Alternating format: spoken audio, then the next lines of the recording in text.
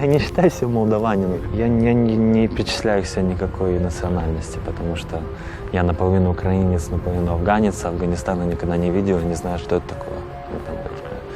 То есть пока что я себя причисляю просто к землянину. У нас есть визуальная бескультура.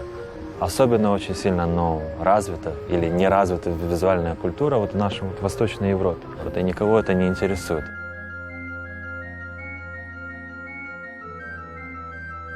Вокруг все как бы гаснет, все разваливается, ржавеет, падает. А у нас дома там новые обои, постоянно что-то еще, что-то еще. То есть мы свой дом все еще ограничиваем этими стенами. Нужно больше думать о том, как работает наше государство.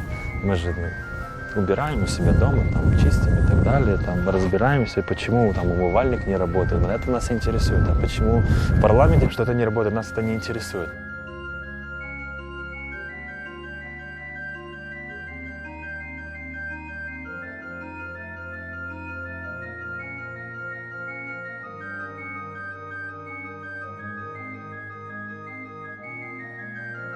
Вижу свое будущее только в Молдове. Если, конечно, здесь войны не будет или что-то еще. Я уже достаточно много здесь прожил, чтобы просто так вот брать и уезжать.